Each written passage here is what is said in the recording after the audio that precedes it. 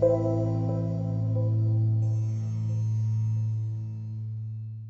there, self-loving honey bunnies. Today I get to talk about one of the topics that I planned for Self-Love September that I am the most excited about, that I've really wanted to get into and give myself to, and today's finally the day for me to talk about it and showcase it with you all. For me, one of the most important things that we can do on our self-love journey through life is to find those points of inspiration, keep energizing ourselves, keep kind of looking for those things that really light us up, that put us in touch with our potential, that make us think about what's truly possible. I love that. I'm constantly going after a new artist or a new band that I've never heard of, a new subculture that I can get interested in that I've never been aware of before, a new way of saying things, a new word in another language, you know, a new style of dress on the other side of the world that has not hit the UK yet that I need to know about. I'm constantly curious, and I taught myself to do this as a kind of a shield against depression when it comes on. Whenever I feel the moody blues coming over me, or whenever I feel trapped or lost or like I don't know what to do, I always think to myself, you know what, go in search of something new, go and find something to light you up again, go and find something to inspire you, to energize you, to make you feel plugged back in to reality. And I know that a lot of people do this through going into the natural world, which is something that I'm going to talk about in this video. But for me personally, one of the ways that I do it is through enjoyment of art, enjoyment of aesthetics, enjoyment of culture. These things fascinate me more than anything. To stumble across a new goddess that I don't know about, or a new dance that I don't know about, or kind of a new genre that I'm not aware of, that to me is where it is at. And it doesn't mean that I'm going to assimilate myself completely and absorb myself in whatever I found, but I'm just going to enjoy the fact that I've learned something that I didn't know before, that I'm aware of something that I wasn't aware of before, and it just wakes me up, you know. When you know that you're in the doldrums, that something is not quite right, something is not quite clicking for you, when you feel as though everything is just yucky and dull or old, or you feel like you're really hoping that somebody's going to come along and make you feel like magic again and make your life feel complete again, that is the moment. That's the moment where you really need to understand that you are absolutely the magician, you are absolutely the conductor of your life, you are the fucking world builder, and you can go in search of something new and interesting to you. And it can be something from the long distant past, you know. Something that I really love to do is to go to a couple of the vintage places that I know that sell old postcards and old like letters and pictures from generations ago, from the Victorian era, and I love to just look through them. I love to look through them and read the inscriptions on the backs of them, and just look at the old images of people with lacquered hair and corsets, and it's just fascinating. And I feel like I've been plugged into something that's new to me, even though it's very old. Reading about different eras of history in countries that I'm not that aware of can be like that. It can be incredibly inspiring. It can give me a portal into something that I can then get lost in, and I can train my brain, I can challenge my mind to take on all of this new information and enjoy learning new things. I love learning about fashion throughout different eras. Like I said, I love discovering new music, new bands, new artists. I love that stuff. It just really can cheer me up and get me out of a bad mood. It can get me back into my own sense of empowerment as a creator, my own sense of somebody that enjoys playing with things, playing with new concepts. And that can really cheer me up, and it's something that you can do for yourself. You know, in the last video I talked about creating healthy relationships, and I talked about how it's unfair for you to essentially expect somebody else to fill in the blank space within you. It's unfair for you to expect somebody else to consistently validate you or cheerlead for you or be that point of inspiration for you. You need to be doing that for yourself, and that is really a tough truth about self-love. And I think if we really come around to that truth and realise how it factors into all of our lives, that can be super beneficial. So that's really what this video is about. I've spoken on the channel in the past about the value of going back to your childhood and thinking about what really interested you, what really switched you on during your childhood. Sometimes if you're feeling a bit lackluster and you don't really know what's missing, and you're trying to think what it is that you want, you're trying to feed your mind, feed your soul, wake yourself up somehow, it can be quite difficult to find a point of reference. And actually a lot of us have just plain forgotten the things that used to really interest us and excite us during childhood.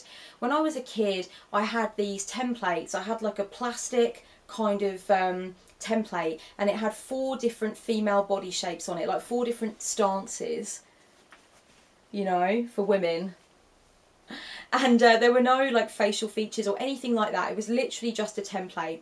And I used to spend hours and hours and hours just going over one of those templates with a pencil on a piece of A4 paper and then designing a dress on it.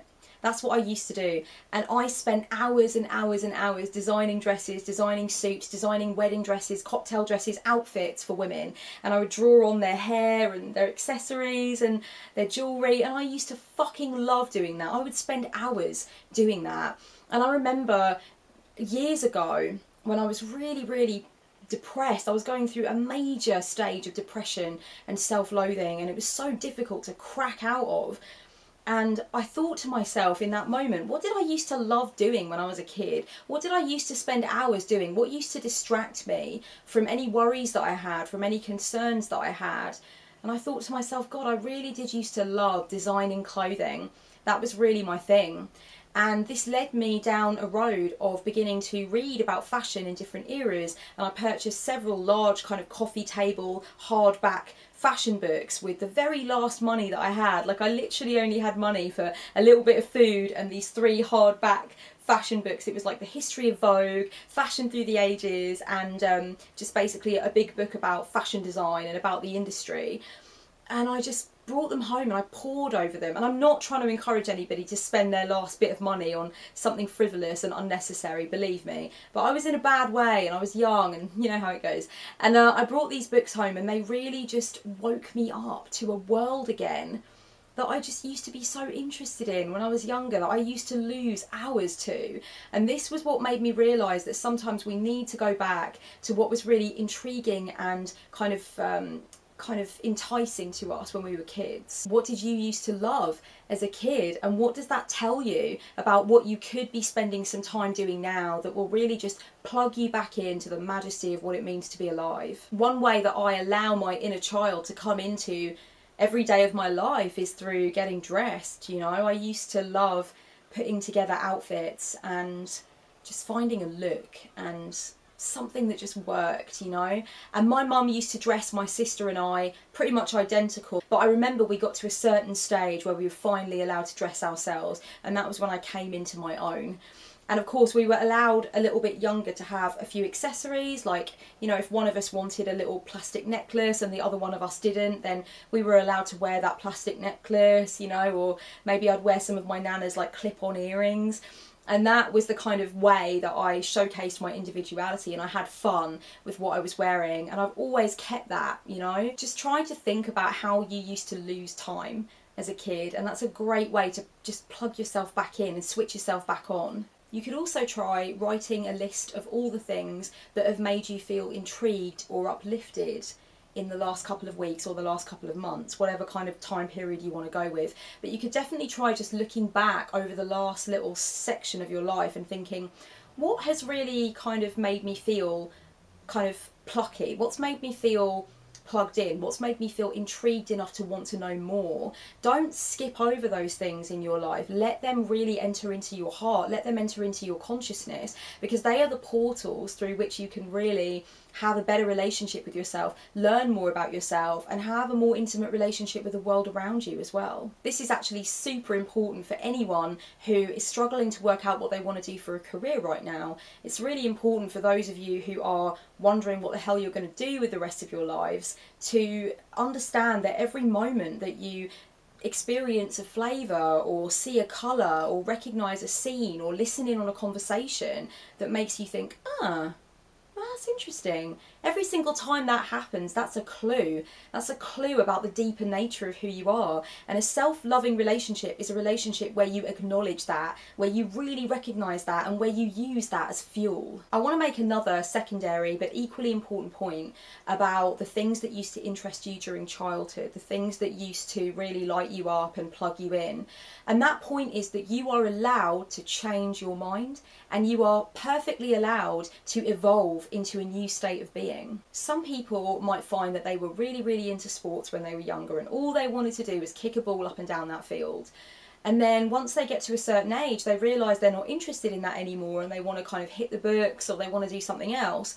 And it can be really difficult to allow yourself to shapeshift into this new version of you and try it out, because you feel like you've got eyes on you, you feel like society's watching you, and you feel like the loved ones in your life and the society that's around you kind of have made a lot of decisions about who you are and the way you ought to present and the things that you're interested in. So it can be very difficult to step into your power and own your independence and say, I'm not interested in that shit anymore, I want to do this now.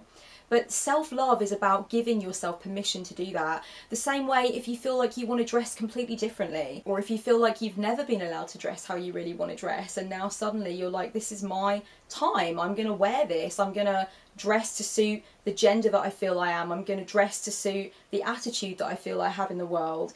Self-love is about giving yourself permission to do that. And is it scary? Yeah. Does it feel slightly daunting? Absolutely, sometimes it does. But self-love is about taking that step, making that journey. So give yourself a chance to think about what you might want to leave behind from when you were younger, that you're still trying to hang on to. You're not obligated to tie yourself to a past version of who you were. You absolutely can come into your own, shed a skin, evolve, be who you are now. So ask yourself, are you trying to hang on to an interest that was really something you loved in the past that just does not flick your switch anymore, it doesn't float your fucking boat? Are you trying to do that?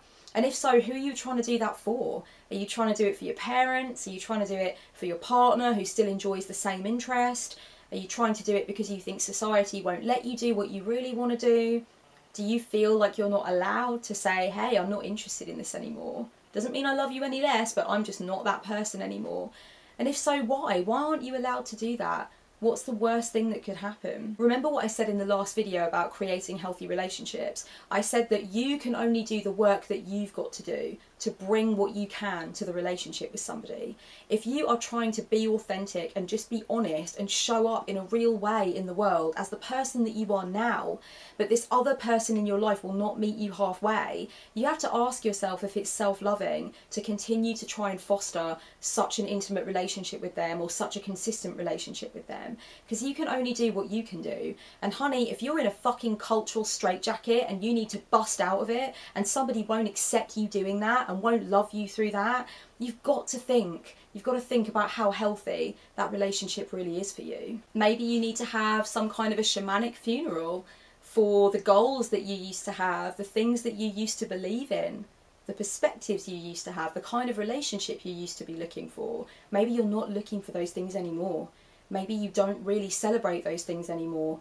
I mean, God, I know my beliefs have changed. My beliefs on a lot of things have changed. Even in the last 3 years, even in the last 4 years from the time I started the channel, I look back at some of my initial videos and I think, wow, I've really come to some different conclusions just through the process of being alive. You know, I've really kind of subjected myself to other resources, other ideas, other ways of being. And some of these opinions don't align with me anymore. And you've got to be comfortable with the fact that that was a past version of you, but you've got to be equally comfortable with saying, that's not me anymore. That ain't me, baby. You can use ritual to have these shamanic funerals. You can let go. You can use ritual to say, I honour everything that used to be the case about me for whatever reason and in whatever form. But now I let myself shed this skin. I allow myself to let this go and be who I know I am now in my soul. Try to make room for unscripted things to happen in your life. If everything is so planned and so rigid and so regimented that there's no room for anything surprising to happen, there's no room for anything out of the box to take place, then it's going to be really difficult for you to experience life on a level that really interests you and on a level that makes you feel excited and inspired and plugged in.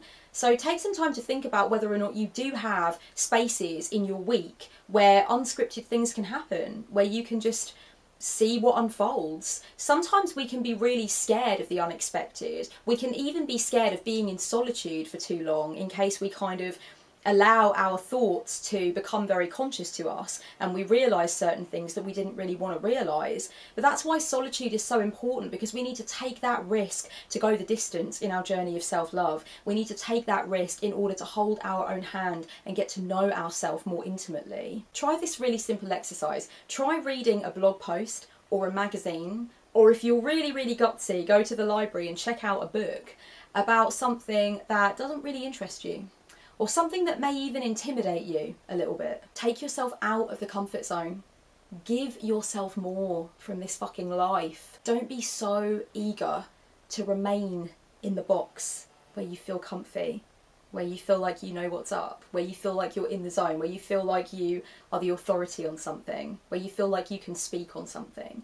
Take yourself out of that. Go and look for something different. Go and explore something. Go and just see how something makes you feel. It doesn't need to be something dangerous. You don't need to do crack. I'm just asking you to do something that feels a little bit out of the ordinary to you. Learn about something that's never really interested you before, or that's intimidated you or overwhelmed you a little bit. I know that I plan, as soon as Self-Love September wraps up and I'm done finishing all my self-love books, my plan is to read some popular science, because it scares me. It really does. I'm kind of freaked out by some of these concepts, and my boyfriend has a large collection of kind of like break it down in layman's terms popular science, and I'm going to start reading some because I'd like to have a different experience. I'd like to take myself somewhere new, and I'd like to accept the fact that certain things are a little scary to me, and that I feel out of my depth, and I feel like I'm not really invited to certain parties.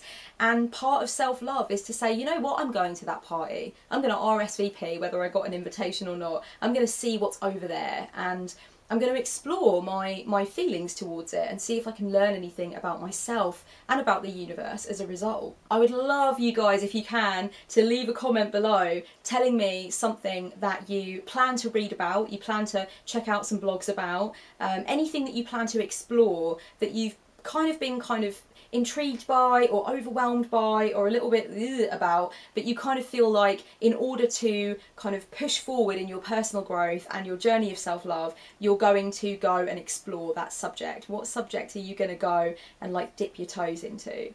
A few years ago for me it was feminism. I was really unsure about feminism and a bit freaked out, and it's only now, maybe 3 years later, that I'm really starting to get the hang of the spectrum of feminism and what different forms of feminism are, and some of the main players, some of the most popular writers and theorists on the subject. But yeah, you know, at one point it was kind of scary to me. I was kind of freaked out by it. You might want to try decluttering. Do that feng shui thing. Sometimes when you're surrounded by crap and there's no rhyme or reason, and there's some stuff that you know you really want to get rid of and that you have no use for anymore, and there's some stuff that you really don't want to look at but you also don't want to deal with, when that kind of thing happens, or when you can't find things that you're looking for, it can be very difficult. It can be difficult to get into that flow and get into the creative zone. So declutter if you need to declutter. And try listening to my first Self-Love September SoundCloud audio file while you do it. I released it on Sunday. If you didn't get a chance to give it a listen, it's all about the creative process. I'll leave it in the down bar below. Check it out and listen to it while you declutter your space. There are also other cool things to listen to on my SoundCloud account, so if you've got a lot of decluttering to do and you'd like to spend some time with me, of course you can put one of my playlists on or put my SoundCloud account on, and I will accompany you on your journey of decluttering your space. There's a technique in positive psychology that is often talked about called savouring, and it's kind of a form of amplified mindfulness. I like to call it mindfulness on steroids. So it's basically where instead of just being acutely aware of everything that's going on in the present moment and everything that you're absorbing, and basically just not forming an attachment to any of it but just being aware of the now, savouring is where you zoom in on one thing and you give that thing all of your attention. So you might choose to zoom in on a bird in a tree outside and just watch that bird with 100% intention and focus. Or equally, you might decide to sit down with your favourite beverage and just basically sip the beverage slowly and focus on how it tastes, how it feels in your mouth, how it feels when it goes down your throat, the other sensations in your body, really just focusing on what it's like to drink that beverage. Savouring can plug you back in when you feel really out of sorts, like totally out of whack, so I would definitely recommend savouring. Savouring's a really, really good one for bringing yourself back fairly quickly and efficiently to the moment so that you can decide upon some action that is beneficial for you. Savouring makes you fall in love with the fucking universe again, you know, just by zooming in on this one thing. I know for me, I like to do that quite often with our lizard. We have a leopard gecko and she's just fascinating, and I just love watching her and just kind of tuning into her energy and where she's coming from and what's going on with her. Like, that's really, really interesting. Do something different to the norm on your day off or in your evening time. If you know that you're stuck in the same old rigid routine and you just keep doing the same thing over and over again, I challenge you to do something even a little bit different. Even if the only thing that you do is like getting some chores done first and then sitting down to do something. You could start with something really, really small. Like, for example, if you know that there's a night where the bins go out and you always leave the bins until the last fucking minute and it's just always a big hassle, maybe try getting home from work or school or whatever and doing the bins like immediately so they're out of the way, so you don't have that feeling hanging over you of, ugh, I've got to do the bins now, I can't be bothered. Nah.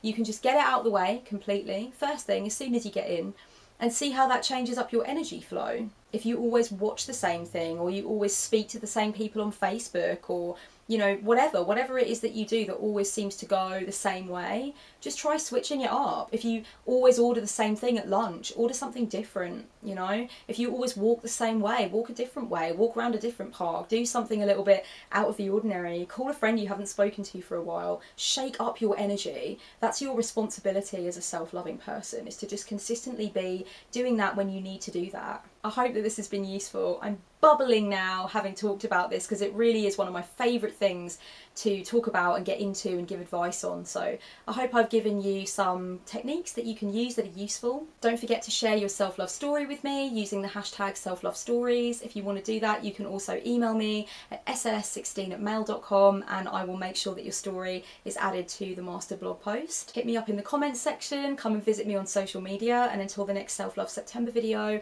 much love and self-love, babies. Blessed be.